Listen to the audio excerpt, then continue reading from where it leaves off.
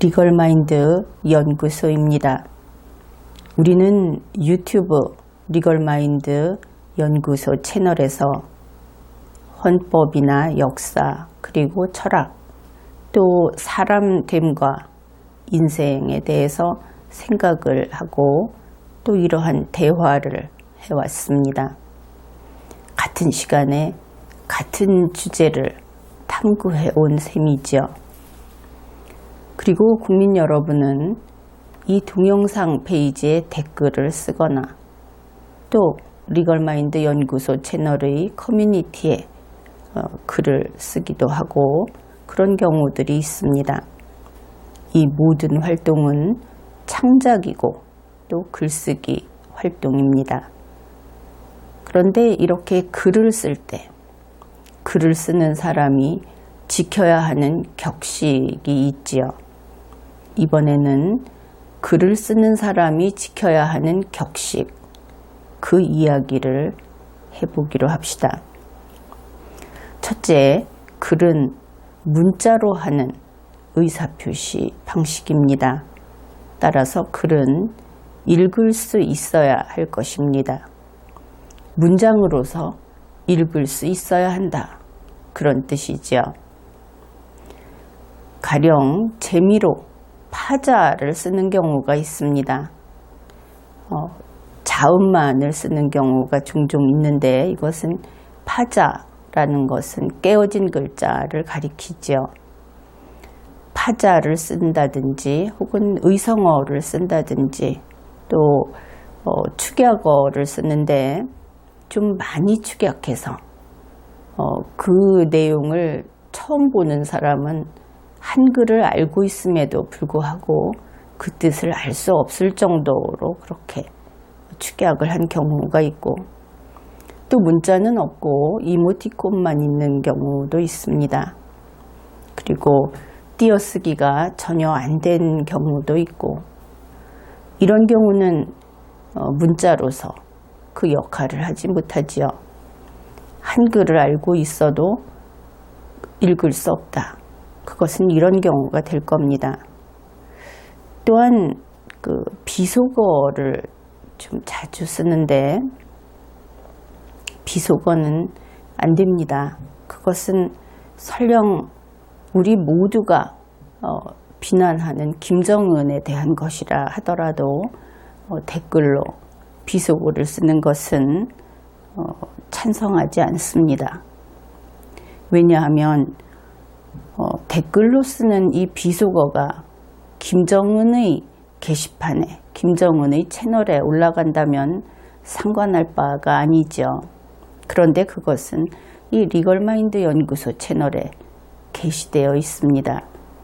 그 욕설을 그 비속어를 보는 사람은 바로 우리들 자신이기 때문에 그래서 그것을 허용하지 않는 겁니다. 두 번째로 글은 의미가 명확한 글이어야 하겠다. 만일 뜻이 애매한 글이 되면 오해의 여지가 생깁니다. 그리고 그런 뜻을 알 수 없는 뜻이 불분명한 글은 한 번 읽어서 될 것을 그 짧은 댓글을 두 번, 세 번 읽어도 뜻을 알 수 없게 되죠. 이것은 글을 읽는 사람이 아주 피로감을 느끼게 됩니다. 그래서 의미가 명확한 글을 써야 하겠다. 그러면 어떻게 쓸 것인가?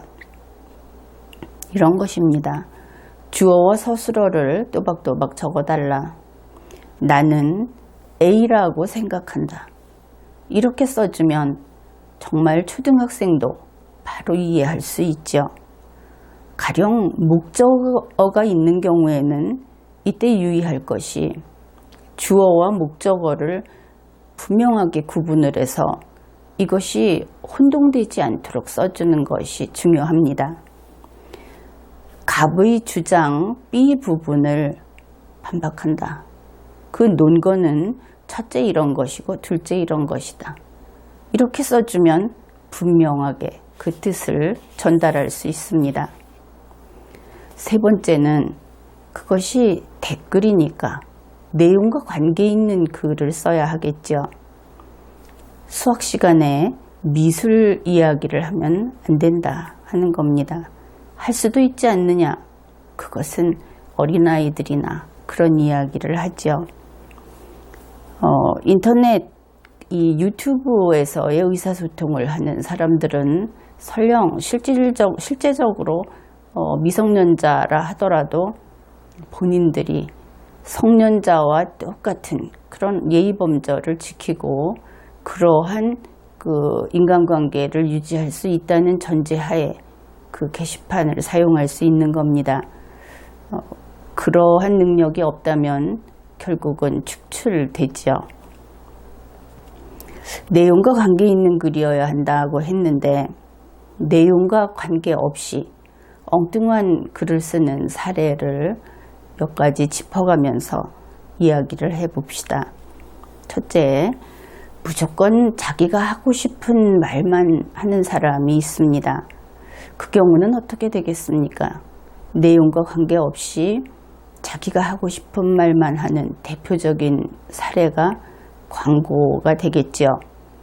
그래서 이런 경우에는 설령 그것이 제품 광고가 아니라 하더라도 결과적으로 광고 도배와 같은 그런 취급을 받게 됩니다.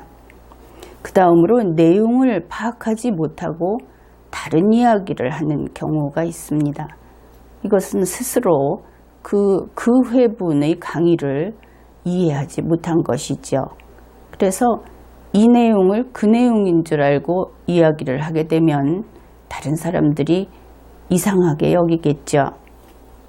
그 다음은 다른 데서 방송을 보다가 그 기억이 아직 잔상이 남은 상태로 이곳에 와서 거기서 들은 내용을 가지고 그것을 토대로 댓글을 쓰는 그런 경우가 되겠습니다.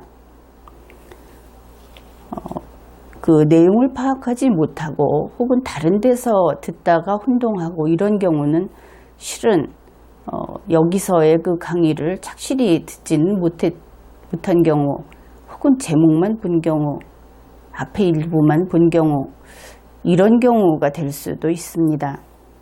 어떻든 이 경우를 좀 더 이야기를 해보죠.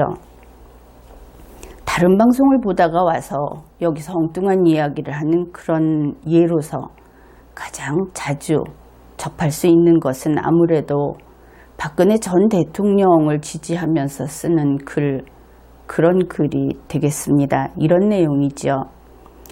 왜 박근혜 무죄 석방, 또 거기서 좀 더 나아가서 박근혜 대통령의 복위 활동을 하지 않느냐, 이런 식의 댓글을 쓰는 겁니다. 이런 글을 쓰면서 다니는 네티즌들, 이런 활동을 하는 사람들이 참 국민들을 많이 괴롭히고 있습니다. 국민들은 이런 활동을 하는 사람들을 성가신 존재로 인식하고 있는 것이죠. 왜냐하면 그것은 그들의 그 신념을 타인에게 강요하고 있는 것이기 때문에. 그래서 이건 좀 아무래도 너무 심하다, 혹은 강요당하고 있다, 피하고 싶다, 이런 이야기들을 많이 하고 있습니다. 일단 이야기를 꺼냈으니까 리걸마인드 연구소에서 왜 박근혜 무죄 석방을 주장하지 않느냐, 박근혜 대통령 복위 활동을 하지 않느냐, 거기에 대한 답을 하겠습니다. 리걸마인드 연구소는 헌법을 준수하고 대한민국을 지키고 그리고 우리 5천만 국민의 공존을 확고히 해서, 그래서 오늘보다 나은 내일을 이루고자 하는 것이 그 목표입니다. 따라서 어떤 개인을 지지한다든지, 그가 설령 정의롭다 하더라도, 그가 또 아주 곤궁하다고 하더라도 어떤 개인의 문제를 다루는 것은 이러한 목표와 관련이 되었을 때만 할 수 있는 것이지, 개인을 보고 개인을 위해서 그런 일을 하지는 않습니다. 그렇다면은 어떤 개인이 이러한 목표와 관련되는 그런 사람이 될 수 있을까? 그것은 국가의사를 결정하는 개인이든지 아니면 그것을 결정하는 데 영향을 미치는 결국은 공무원이나 또 그런 국가적인 이슈와 관계되는 그런 사람이 될 겁니다. 그런데 박근혜 전 대통령은 사실 나의 소신에 따르면 박근혜 씨라고 불러야 옳습니다. 그의 경우는 어떻게 될 것인가? 만일 현재 피고인의 신분인데 그가 혐의 없음이 확인이 되면 그러면 박근혜 씨가 무죄에 석방될 겁니다. 그런데 그것이 어떤 일입니까? 물론 좋은 일이죠. 그런데 그 사람 개인의 일인 겁니다. 게다가 박근혜 씨는 현재 대한민국의 대통령이 아닙니다. 국가의사를 결정하는 공무원이 아니다 하는 것이지요. 물론 나는 문재인 청와대 대통령이 헌법상의 기관이 아니라고 주장합니다. 그러나 그렇다고 해서 탄핵 결정으로 파면이 된 박근혜 씨가 현행 대통령이 되는 것은 아니라는 것이 분명하지요. 그래서 이것은 그가 현재 그 개인이 피고인으로 있는데 무죄가 된다든지 또 복위라는 것은 법적으로는 논의할 사항이 아니긴 합니다. 그런데 어떻든 이러한 것들에 반대하느냐, 반대해서 이것을 다루지 않느냐, 그런 차원이 아니다 하는 답을 하겠습니다. 결국 요약해서 이야기를 하자면 애당초 이제는 자연인인 박근혜 씨는 리걸마인드 연구소의 관심 대상이 아니다. 그런 것이죠. 물론 박근혜 씨 혹은 그가 과거의 사건으로 박근혜 전 대통령으로서 뉴스에 나올 때가 있습니다. 그럴 때는 뉴스의 내용으로서 다루죠. 그런데 박근혜 씨 관련 뉴스를 이렇게 예시로라도 쓰는 날에는 이 강의를 이해할 수준이 못 되는 그 오판 친박이라고 할까요? 그런 사람들이 몰려오곤 했습니다. 여러분이 다 알고 있을 겁니다. 오판 친박, 이것은 친박을 가리키는 것이 아니고 지금까지 이런 식으로 자신들의 신념을 강요하면서 여기에 와서 쓸데없는 댓글을 쓴 그런 사람들만을 가리키는 특별히 만든 호칭입니다. 이 사람들이 몰려와서 행패를 부리곤 할 때는 이런 생각도 하게 됩니다. 사실 문재인 청와대 대통령에 대한 날카로운 비판 대단히 많았고 법적인 추궁으로 이어질 수 있는 그런 강의도 많았는데 청와대에서는 몰려오지 않더군요. 그래서 역시 파면된 사람보다는 현직이 낫다. 이런 생각까지 하게 되었습니다. 이제 다시 본론으로 돌아갑시다.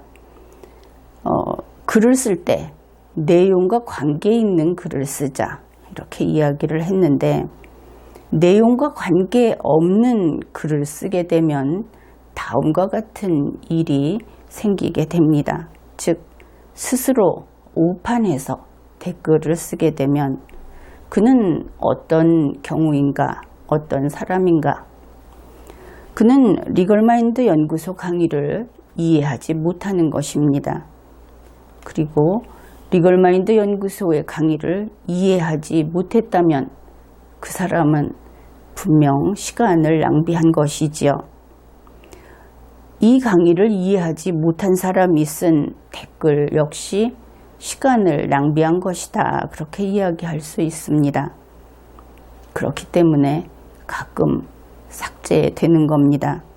그리고 이렇게 삭제되었을 때 그때 아마도 그는 역시 시간을 낭비했구나 하는 것을 깨닫게 되겠죠.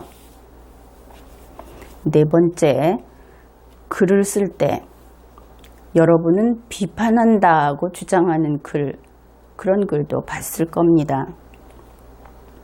그러면 비판은 어떻게 하는가? 비판은 내용에 대한 것을 비판해야 합니다. 여기에서 한 가지 구별할 것이 있습니다. 여러분은 비판과 반대를 구별하고 있습니까? 그것을 구별해 보기로 하죠. 가령 어떤 사람이 이렇게 이야기를 했다고 합시다. A이다. 이렇게 이야기를 했다.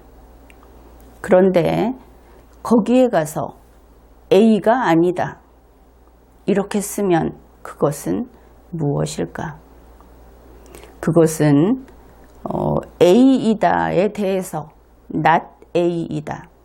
A가 아니다. 이렇게 쓰는 것은 비판이 아니고 반대가 되는 겁니다. 그러면 비판은 어떤 것이 될 것인가? 이런 것이 될 수 있습니다. A가 아니고 A 플러스이다. 이것은 비판이 됩니다. 그러면은 비판은 어떻게 하는 것인가? 첫째, 어떤 강의를 듣고 비판을 하겠다고 한다면 첫째, 그 내용을 이해해야 합니다. 그 다음에 그 주제에 맞으면서 그리고 진일보한 내용을 격식을 차려서 써야 합니다. 이것은 학생들에게 아주 잘 가르쳐 주어야 할 내용인데 요즘 아이들은 초등학교에서부터 바로 이런 비판적인 능력을 기른다고 하면서 토론도 하고 논쟁도 하고 그런 교육을 받죠. 그런데 그것이 10중 8구 비판이 아니라 반대를 하는, 그래서 꼬집듯이 상대방의 결함을, 흠을 집어내는, 이것이 비판 능력을 키우는 것인 줄 알고 이런 훈련을 받고 있습니다. 그것은 어떤 경우에도 반대에 불과합니다. 생산적인 것이 아니죠. 진일보하는 것이 바로 본연의 비판인 것입니다. 그래서 이 비판을 하기 위해서는 상대방이 발표하는 것을 꼬투리만 잡으면서 봐가지고는 비판을 할 수 없게 되죠. 확실히 이해를 해야 하는 겁니다. 이러한 진일보한 A에 대해서 A 플러스를 제시하는 그것이 정말 제대로 된 비판이고 비판 교육을 시행하는 목표이기도 합니다. 그래서 이와 같은 비판을 했을 때 그때 이 진일보한 내용, 그것이 또다시 새로운 이슈로 되고 논쟁 의장이 활기차게 유지가 되고 작동하게 되는 겁니다. 그 다음에 이 비판과 관련해서 리걸마인드 연구소의 강의 내용이 마음에 안 든다. 그러니 듣는 사람한테 맞춰라 하고 요구하는 그런 댓글도 가끔 있습니다.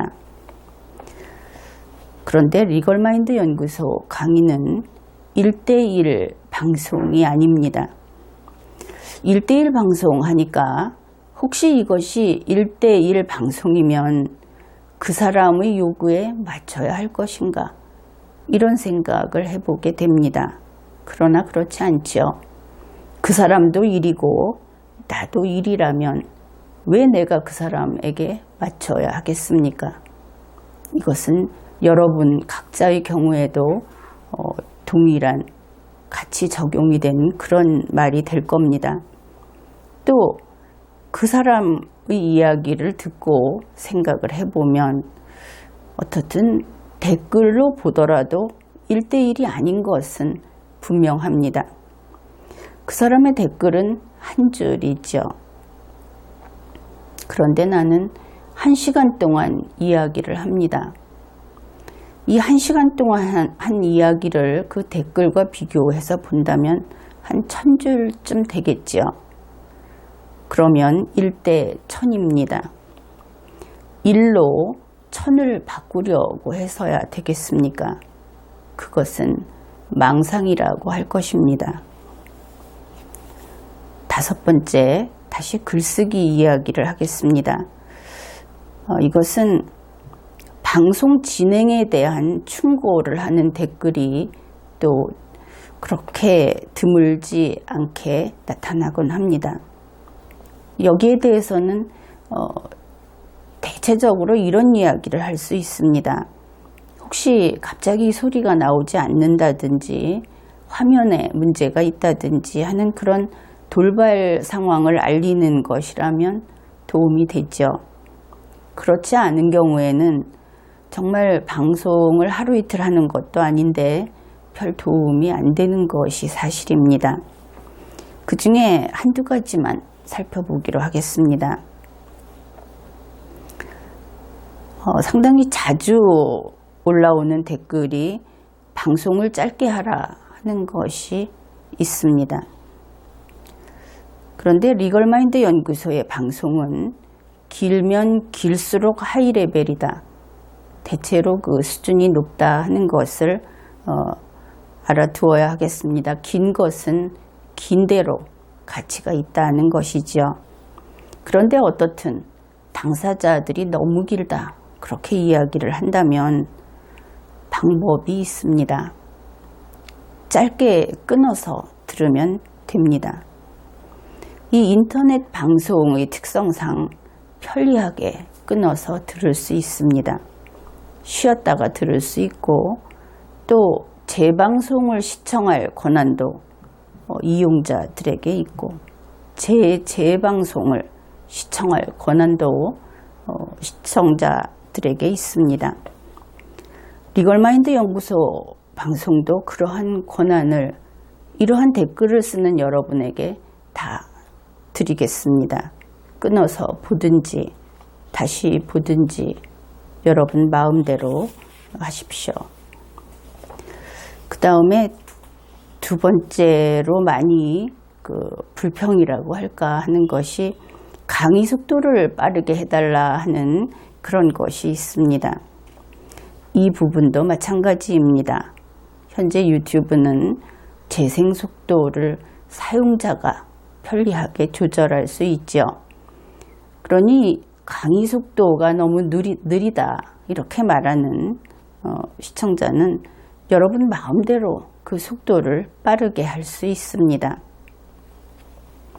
그런데 다만 이와 관련해서 여러분이 이 속도를 조절해서 빠르게 들을 때 그것은 나의 목소리가 아니고 그것은 내가 추론하는 속도를 함께 경험하는 것이 아니다 하는 것만큼은 알아두어야 한다. 그 이야기를 해두겠습니다. 일본에서 영문법령 서비스를 하고 있습니다. 이것은 세계 각국이 다 하고 있는데 예를 들면 그런데 그 영문법령 서비스를 하는 게시판에 이런 경고문이 게시되어 있습니다. 본 영문 법령은 여러분이 그 일본의 법령을 참고하라고 그래서 좀 더 편리하게 보라고 제공을 하는 것이다. 그러나 본 법령의 법적인 효력은 일본어 원문의 경우에만 유효하다. 이런 경고문이 게시되어 있습니다. 영문은 그냥 편의를 위한 번역문이라는 것이죠. 그래서 리걸마인드 연구소의 강의도 이와 동일합니다. 이 강의에 이 속도, 이 목소리의 톤, 어떨 때 쉬고 어떻게 그 고저가 달라지는가 하는 것은 그것이 속도 조절을 하면 바뀌겠죠. 그러니까 편리하게 쓸 것인가 아니면 원본을 볼 것인가, 그것은 여러분의 선택입니다. 여기에 추가해서 댓글 가운데 국민을 비하하는 것은 그것은 거기에는 찬성을 할 수 없습니다. 그것이 리걸마인드 연구소의 이념에 반하기 때문입니다. 헌법을 존중하고 하는 이 리걸마인드 연구소에서는 국민을 개돼지라든지 이런 식으로 쓰는 댓글은 다른 내용에 관계없이 삭제합니다. 그리고 특정인에 대한 범죄 예고나 범죄를 선동하는 것, 잔혹한 이야기들, 그런 댓글도 삭제합니다. 그래서 리걸마인드 연구소 채널에서 만일 댓글이 삭제되었다 하면은 문장이 좀 변변찮거나 내용이 품위가 없거나 그래서 그렇다, 이렇게 이해하면 되겠습니다. 지금까지 격식을 갖춘 댓글, 즉 품위 있는 댓글에 대해서 이야기를 했습니다. 이제 댓글까지 품위 있는 국민이 되기로 합시다. 이번 회에는 여기까지 하겠습니다.